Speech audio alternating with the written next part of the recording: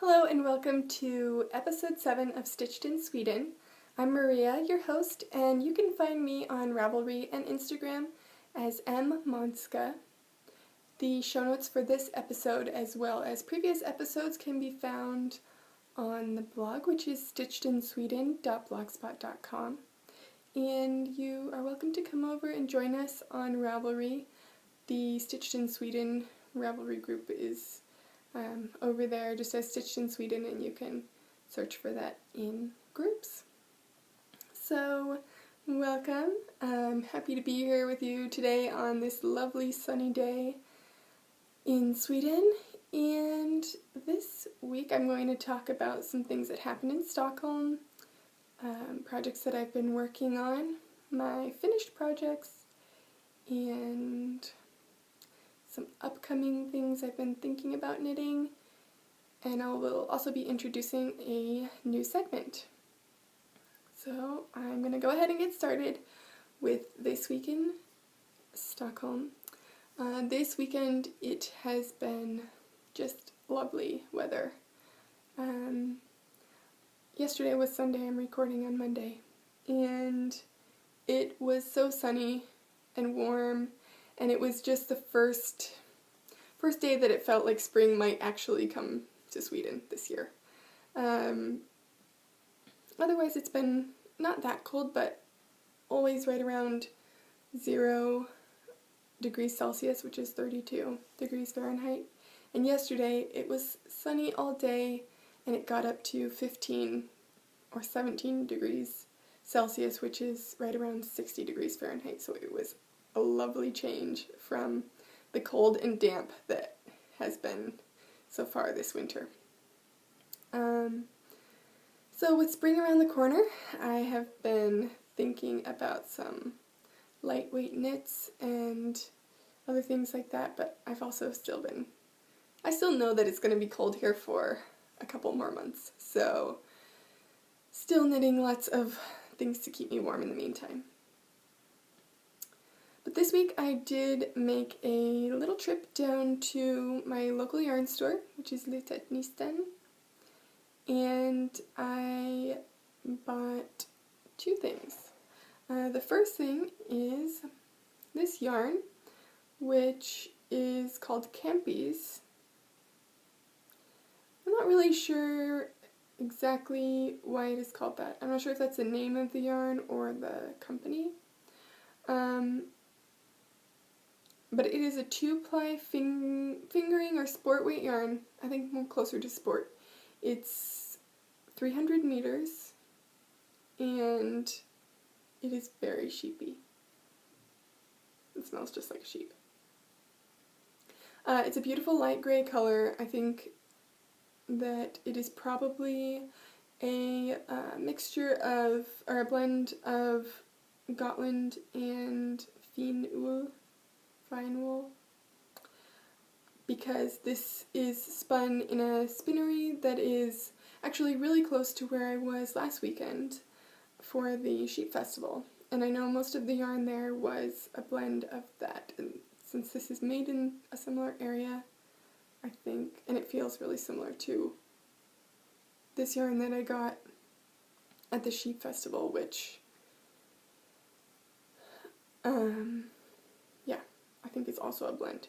The interesting thing about buying yarn here that I found, if you buy yarn from a yarn store here, sometimes it will have a label, but sometimes it won't. So both of these didn't come with any label whatsoever, no information about the yardage or what weight it is, and for these ones, there was a small sign next to where they were in the shop, so I remembered that name and then looked it up on Ravelry, and I was able to find both of them. But it's just kind of interesting to me because I've never had that experience before.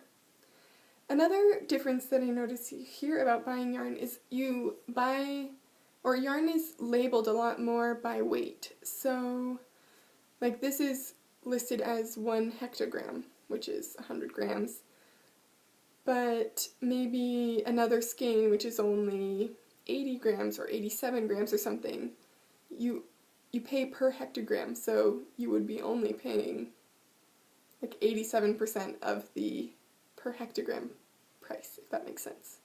So I just thought this interesting difference that I noticed. And when I bought this, I was thinking that it was the same weight as this, but it isn't. This is more a fingering sport, and this is definitely closer to a DK. So originally I was thinking of doing a colorwork project with these two, but that is not going to work, because this one is quite a bit heavier. So, I don't know. We will see. But I would like to make a shawl out of this, possibly another canopy shawl, because I've been wearing that one so much. But I'm not really sure if this is next to skin soft. So I might knit up a swatch and wash it and see how it feels after that, before I decide what I'm going to do with it. But, yeah. You can't really tell the color, but it is a very nice light gray, which it has a little bit of a heathered look to it because there are definitely some black fibers in there as well. So, the other thing I got from the yarn store this week is some carbons needles. These are on one of my projects that I'll show you in a little bit, but I decided to pick up a pair of carbons fixed circular needles, and I got 3mm, which is a US 2.5, I believe. And I have, of course, heard a lot of people talking about these needles, and I was pretty convinced that I wasn't going to like them, because I have had not very good experience with Knitter's Pride needles in the past. I've tried I think they were called Knitter's Pride Dream or something, Dreams, and they were wooden, and the join was horrible.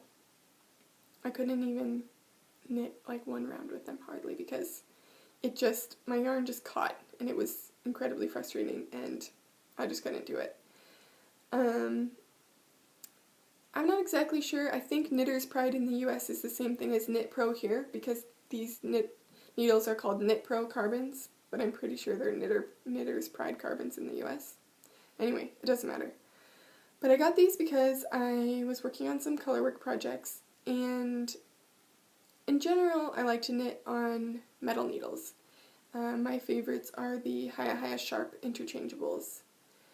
But I was finding that with the way I was knitting using two hands, but I sort of have to let go with my right hand, let go of my project while I'm knitting colorwork. I was finding that the stitches were sliding a lot on the needles, and so I wanted to try something that had just a little bit more grip, but not as grippy as wooden needles. Also because I really do like a pointy tip, and I have yet to find a wooden needle that has a tip that is pointy enough for me. So I thought I would give those a try, and I really like them. So, I don't know, just goes to show you that you should always try new things, and yeah, I'm really happy that I gave them a shot. So, also this week I saw the new baby, and she is just the sweetest little thing. She's so small. I haven't seen a newborn baby in a while, so I just was really surprised with how tiny she is. But she received her sweater, and it fits very well. Of course it's a little bit big, but that's what I was hoping for, because it will definitely fit her now until at least June or July through June. Last year it was really cold here in June, so I think that it will be good for her, at least to the summer. She just has the cuffs rolled up once now, and the body is a little bit long, but she's not swimming in it or anything, so it looks really cute. Hopefully maybe they'll send me some pictures of her in it. It was really dark when she tried it on, so I tried to take some pictures, but they didn't really come out, so we will see. But I am really happy with how that looks on her, and they were really happy to receive that as well. Also this week I released 2 new patterns, which are hat patterns, and we went down to the waterfront. We live on a pretty small island near the center of Stockholm, and we went down to the water onto some docks down there to take some pictures on Saturday, and what a huge difference in weather between Saturday and Sunday. It was freezing cold on Saturday, and I was really happy to have my hat on. But actually, I will show you those in finished objects. So let's talk a little bit about what I'm working on. I am still working on the Clara dress for the new baby. And I'm knitting this out of this gray yarn, which is by Yaku. It's Yaku 416 in the 1041 colorway, I believe. And as you can see, I have the skirt of the dress, and I have a little bit less than I had last week. So what happened was I was planning on trying to knit a smaller size than the one that was written. And when I did that, since it's from the bottom up, I was like casting on the sleeves and then starting the leaf placement for the top bodice, and I realized that the number of leaves that I had, it wasn't going to work out with how they were placed. So I ripped back and I'm going to knit up again. There is a pretty helpful blog, I think it's just a blog post by someone that has a couple of different options for sizing for this. She has written additional sizes from the ones that come in the pattern. There's just I guess like small and medium in the pattern, just 2 sizes, and she's written 1 size smaller and I think 2 sizes larger, as well as giving you the instructions for how to make them even bigger than that. And so I was trying to use her instructions for how to make them even bigger and make it 1 smaller, but it didn't work, just because then it's just too small. Anyway, that will be linked in the show notes in case you guys are also making Clara dresses and maybe you want one for a 3-year-old, or I don't know. There's some really cute projects of this dress. So, the other thing that I'm working on this week, which is a new work in progress, is the Doris mittens by Clara Falk. And I talked about these last week, that I was thinking about making them.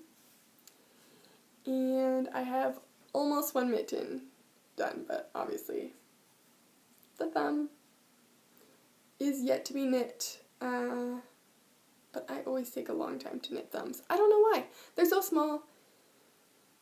They don't take very long, and yet mittens often sit like this for me for a while. So we will see. But I also have about a little more than half of the second one. And these are just a really fun knit. They're really addictive with getting to, especially in the polka dot section, I found really addictive to finish the dots, and I don't know, it just flew by. And the button part is also a lot of fun. I did a couple of different new techniques to me on this mitten. First, I did an I-cord cast on, which is an applied I-cord cast on. And I will add the link of the video that I watched for that in the show notes. But it just gives it a really nice finished look on that finished edge to start with. So I'm really pleased with how that came out. Another thing that I did with this pattern was, well, a modification I made was I increased the length and the number of stitches on the thumb gusset because with how the pattern was written there was no way that it was going to fit me, and I preferred to have kind of a deep thumb gusset. I don't know if it's really deep.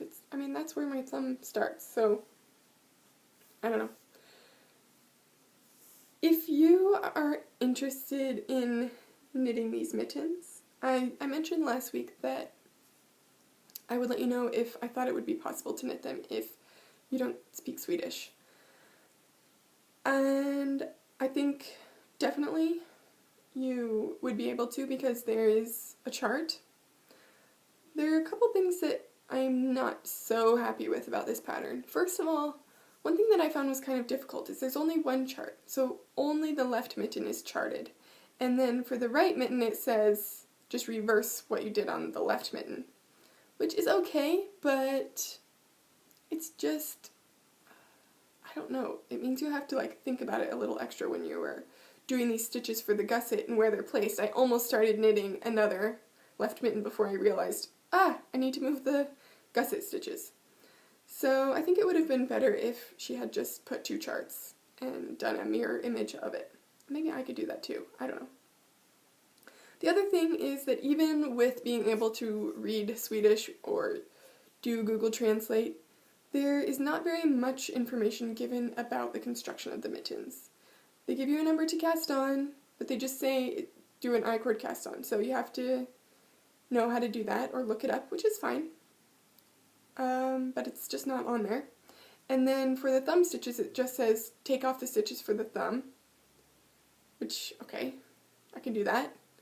But it doesn't say anything about casting on new stitches above the thumb for the rest, which I know that from making other mittens, but for doing that in color work, I wasn't sure exactly how to do that so that I could have all these new cast on stitches in both colors, because I didn't want to like leave one color over here when I cast on the new stitches, because then, you know, I don't know if that makes sense, but if you've knit in color work, I think you might understand what I mean. You need the colors to be next to each other so that you can use both of them. So what I ended up doing, which I think worked really well, and I don't know if this is a normal technique that people use, but when I was casting on the new stitches for above the thumb, I used the backward loop cast on method, and I just cast on using both stitches, both threads of yarn, both colors at once. So let's say that I needed to cast on 12 stitches or something. Then I cast, if I needed 12 stitches above this thumb here, I cast on 6 stitches using the backwards loop method with the yarn doubled, so with both colors. And then I had 12 stitches. I don't know if that's how you're supposed to do it, but it worked. So, yeah. But again, not that many instructions for knitting these mittens, so I would definitely say not a great first project for colorwork mittens, but if you've done them in the past or if you're pretty comfortable with knitting in general, then you could give them a shot. The other thing that I have been doing with these mittens is, well, for the second mitten, is I've been really aware of not twisting my yarn. So I have never really thought about this before, but on the first mitten, my yarn tail going into the ball was really twisty. I showed you this yarn last week. This is the yarn that I got at the festival. But the yarn just kept getting so twisty and, you know, twisting up on itself, and it was getting worse and worse as the mitten was going on. And I realized the reason for that is because I'm knitting in magic loop, I knit across, turn the mitten. Okay, once I like do the needles out and everything. Knit across, turn the mitten, turn the mitten, turn the mitten. And every time you do that, you're adding more and more twist to your yarn. And when you're knitting a sock or something like that, you can, you know, hold it and let it untwist. But with two colors, it's a little bit more difficult, I find. So I was thinking, how could I stop this from happening.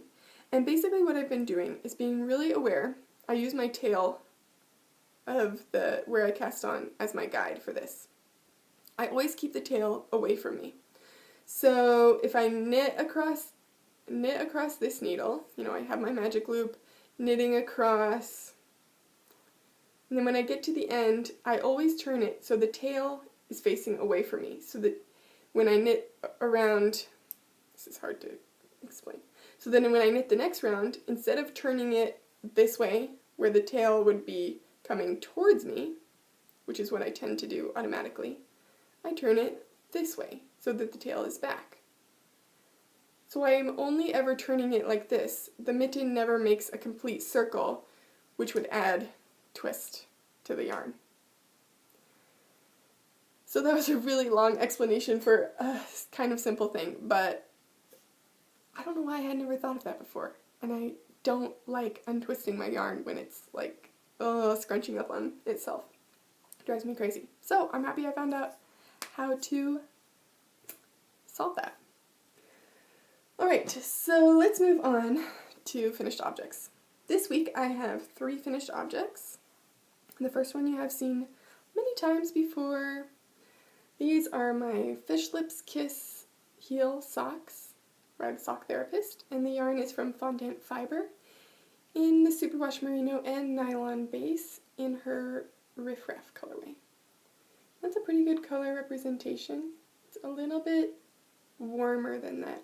Like, I would say that the purple comes through more, like in my sweater, than the turquoise in real life. But I'm really happy with how these came out. I knitted them with a wider cuff at the top and then decreased down and knit the foot all the same, as the number of stitches that were right before I did the heel.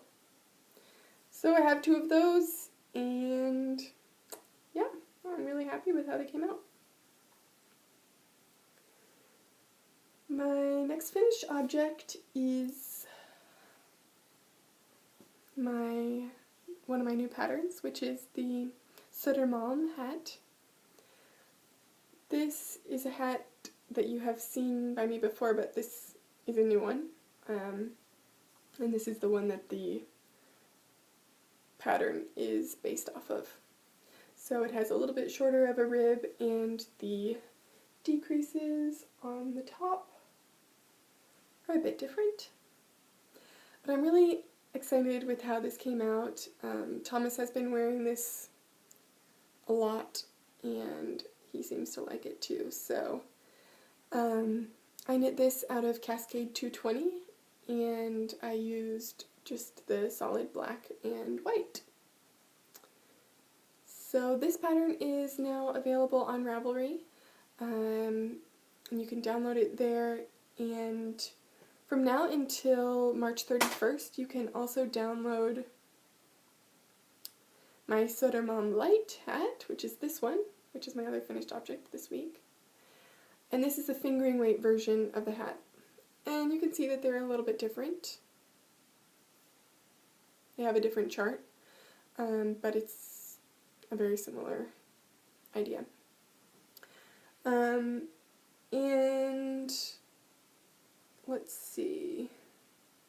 Oh yeah, so what I was saying is from now until March 31st, if you put both of these patterns, Sutter Mom and Sutter Mom Light, in your cart on Ravelry, then you will, it will be buy one get one free, basically. So you'll see the discount automatically there.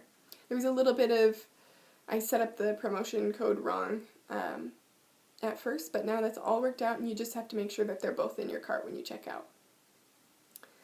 So, yeah. So I knit this one this week as well, and I knit this out of that yarn that I got at the Sheep Festival last weekend, which is a wool and alpaca blend. It would also work up really nicely in Cascade 220 fingering. I've knit with that before and it felt very similar. I think also would look really great in Brooklyn Tweed Loft. For the worsted weight one, Cascade 220, of course, everybody has a lot of, or maybe not everybody. It's often a yarn that people have in their stash, or it's easily accessible. But I think this would also look really nice in Brooklyn Tweed's shelter yarn, or any other worsted weight yarn that you have. I really like the contrast of the black and white, and I'm thinking I might do another one in the fingering weight in black and white. I tend to wear more fingering weight or lighter weight hats because they don't crush my hair as much, but hats are always a little bit of a problem for me. But Thomas likes to wear the worsted weight one, so. But anyway, this is Sutter Mom Light, and I've had a couple questions about where the name comes from, and there's a full description on the pattern page, but Sutter Mom is an island in the center of Stockholm. The city of Stockholm is actually several different islands altogether, and Sutter Mom is the southern one, so Sutter Mom is southern or, and I'm not really sure what it means by that, but like southern land mass. And on Sutter Mom there's a mountain called Mariaberget, which is Maria's mountain, so perfect. And when you are approaching Sutter Mom from Old Town and you're on the train, when you look up onto the mountain, it's a sheer drop to the water, and there's lots of old buildings and mixed in with new buildings as well, but they just have like lots of windows and they make these little dot patterns, and that's kind of where the idea for those hats came from. When you're walking up in the older part of that island, there's still cobblestone streets up there, old brick buildings with just really interesting architecture and old stone buildings, and that kind of repeating pattern is where the idea for those hats came from. So check those out if you're interested. They went pretty quickly and just a good way to get some more practice with color work. Alright, so let's see, those are all my finished objects this week, and so moving right along to upcoming. Since yesterday felt like the first day of spring, I have been searching Ravelry this morning for lace tops or kind of like overall lace sweaters, because it's still going to be cold for a while, so it will be nice to have a wool sweater. But I was thinking of something that had a little lace, looks a little bit lighter weight. And I have some fingering weight yarn in my stash that I got last year at the Syfestivalen in Stockholm in October or September, can't remember. And I think it could be good. So I have 3 balls of this. Again, no label. No information about it, but I don't know. This is, well, I looked it up on Ravelry. It's Magazine Duet, super soft, and it's 280 meters per 50 grams. So I think that is more of a light fingering, or lace even, than fingering weight. But I also know that it poofs up a little bit when it is washed. So I have 3 50-gram balls in this pretty blue color. And I also have 1 ball in this lightish blue, white, gray color, which you can't really see, but you maybe get the idea. It's kind of like a tweedy heathered light blue and gray. And I have 1 ball in this sunflower yellowy gold color. Originally I was planning on doing a colorwork yoked sweater, with all 5 of these. Obviously with blue as the main body color, and then some color work with all 3 in the top yoke. But now I'm thinking, with such a nice lightweight yarn, it's really thin. I'm thinking that it might be nice to have just a lightweight pullover top to wear in the spring and summer. I've been looking at the water lily, and I think that might be a possibility. I'm pretty sure it's knit from the bottom up, so I could start with the blue, and if I run out, then I could do the light blue as the upper lace. But I'm not totally sold on that. I like that style. I think it's a really pretty top. I might change the lace part, like I might change it to a different kind of lace in the top. We will see. There's also another top called I think it's Lattice Cap Sleeves or something like that, and it's by Pearl Soho. And that has a lattice top with a solid bottom, similar to the water lily. But I don't know, the neck goes up really high, and I'm not sure how easy it would be to make a neckline modification in that mesh lace pattern. So we'll see if I do that. Anyway, so a couple of other things this week that I have been using. One thing is the J-Knit Lite app, which I've been using when I've been working on my colorwork mittens. This is a really simple app. You can get the free version. If you just want to have a bar that goes across, it's a yellow bar that goes across your knitting pattern, and you can move the bar, you can adjust the width of the bar to help keep your place if you're in a chart. That's all I use it for. It's working great. So, it's free. Thought I'd let you guys know about that. The other thing that is free is, if you haven't seen, there is a magazine called 60 North, and it's a magazine that is produced in Shetland. And their most recent issue, well, for winter 2014, was a knitting issue. And I had really wanted to get a copy of this, but when I finally went on their website to order one, they were sold out. But then I noticed that their back issues were available as PDFs on their website for free. So when their, I guess it's spring 2015 issue came out last week, I checked, and their winter 2014 knitting edition is available on their website for free that you can download. So there will be a link to that also in the show notes. I've looked through it a little bit. There's other stuff besides just knitting in there, but it seems like there's some interesting knitting history about the Shetland Islands. So if you're interested, check that out.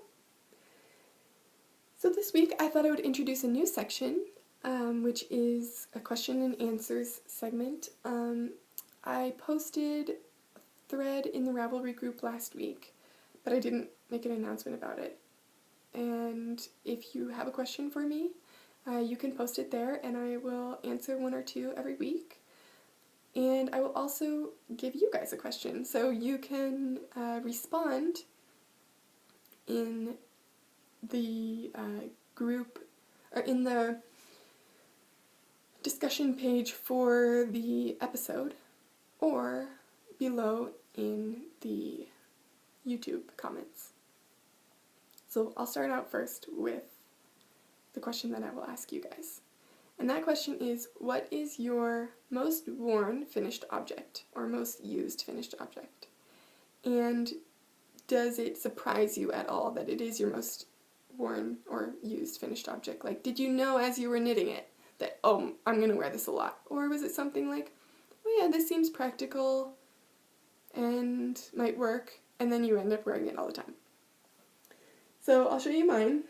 This winter I knit this hat, which is just like totally plain gray hat, and it's similar to the sockhead hat, but I cast on a different number of stitches because I knit it in lace weight yarn. And I knit it in, I don't know if you can see, but It's a very fuzzy yarn. I knit this in a merino cashmere angora blend, which was a skein of yarn that I had gotten while I was in San Francisco on vacation. And I usually don't knit with, usually I knit with wool yarn that is a combination of one or two things or just plain wool. And I had never knit with angora before, which just makes this nice fuzzy halo. But this hat is just so warm, it's lightweight, and I wear it all the time in the winter. I don't really want to put it on now because it's going to mess up my hair. But I guess I can. Give you an idea. But, okay, so it's kind of a little bit slouchy. And you can like pull it down a little bit more if you want. But it just provides a nice extra warm layer, and it doesn't mess up my hair too badly if I don't wear it for too long. But that's one of the hard things about having curly hair. You can't wear hats very easily. Anyway, if you have an excellent hat pattern for curly haired people, let me know. The other most worn finished object that I have is my canopy shawl. I have been wearing this like every day this week, and I thought I would just give you guys another look at it, even though I've talked about it a lot. But this is how I wear it. And I have a light gray coat that I wear with this. Well, it's my winter coat. And so it, goes like this. And so just this little part sticks out. Sometimes the lace does a little bit. But I just really like how it came out. And it's just a nice, easy thing to throw on as the weather's a little bit warmer, but still a bit chilly. My other most worn finished object was the Rock Island shawl by Jared Flood. And I knit that in 2 skeins of his Brooklyn Tweed Loft yarn in a really pretty eggplant purple colorway.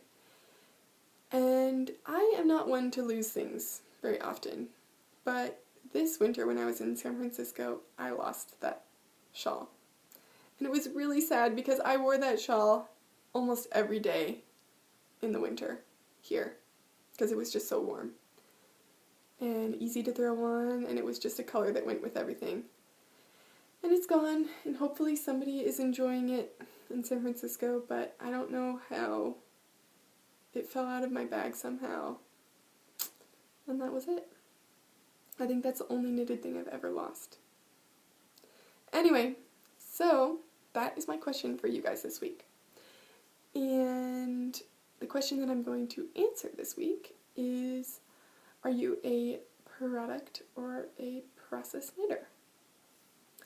And Caitlin asked me this question on the board, and I would say that I am a product knitter who very much enjoys the whole process, or most of the process anyway. I definitely only knit things that I think that the final object will be something that I can wear. I tend to stick to safer things, I guess I could say. Like, I don't often knit things that have a really strange construction, which I think might not fit, because I take a lot of time on knitting things, and I want to be able to use them. It's an investment, and I don't know. I just think you should wear your knitted things. And if I don't wear them, I wear almost everything that I've knitted. If I find like I'm not wearing it for some reason, then I might give it to my mom or see if, my sister likes it more or something. And a lot of times they do. Not because that it's ugly or like it didn't come out well or something like that, but sometimes it's a perfectly fine finished object and it's not something that I pick up or grab when I'm walking out the door or something. So, in the same way, I love knitting, so I'm always knitting. I can't watch a TV show without having yarn and needles in my hands. I think about knitting all the time. I think about yarn all the time.